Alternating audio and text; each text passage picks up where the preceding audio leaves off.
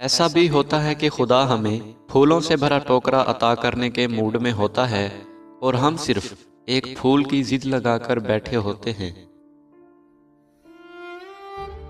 دوستو، انسان پر کئی طرح کا بوجھ ہوتا ہے۔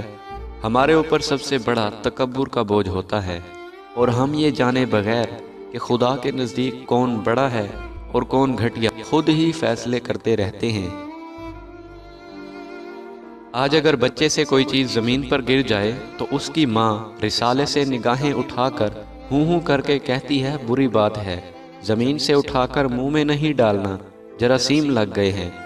ہمارے ہاتھ سے اگر شاہی ٹکڑا چھوٹ کر کچے فرش پر گر جاتا اور ہم اسے اٹھا کر کھانے لگتے تھے تو اماں دور سے جوتی اٹھا کر کہتی تھیں، نا شکرے ندیدے، پہلے چوم کر اور پھر ماتھے کو لگا کر کھاؤ، رزق کی بے حرمتی کی تو جان نکال دوں گی۔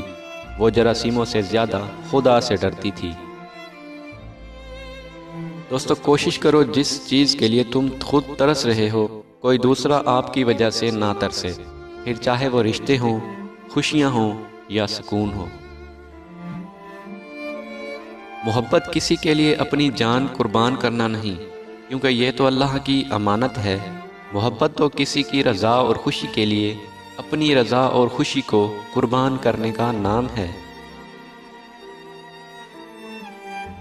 مجھے بہت جستجو تھی کہ عشق مجازی اور عشق حقیقی کا فرق جان سکوں۔ ایک دن ابا جی نے بتایا کہ اشفاق اپنی انا کو کسی ایک شخص کے سامنے ختم کرنے کا نام عشق مجازی ہے، اور اپنی انا کو سب کے سامنے ختم کرنے کا نام عشق حقیقی ہے۔ جب آپ ناخوش ہوتے ہیں، ناراض اور ناساز ہوتے ہیں تو ہر شے دھندلی پڑ جاتی ہے، نہ باہر کا حسن نظر آتا ہے نہ اندر کا، آوازیں مدھم پڑ جاتی ہیں، خوشبوئیں ماند ہو جاتی ہیں۔ ہم اچھا ہونے یا بننے کے باوجود بھی کسی نہ کسی کی کہانی میں برے ہوتے ہیں۔ جب تک ہم خدا کی ذات سے رابطہ اور تعلق استوار نہیں کریں گے، زندگی کی سلوٹیں بھی دور نہیں ہوں گی۔ میں نے اپنی زندگی میں چند باتیں سیکھیں۔ ماں باپ کے علاوہ کوئی وفادار نہیں۔ عزت صرف پیسے کی ہے، انسان کی نہیں۔ غریب کا کوئی دوست نہیں بنتا۔ انسان جس شخص کے ساتھ مخلص ہو وہ اس کو دکھ دیتا ہے۔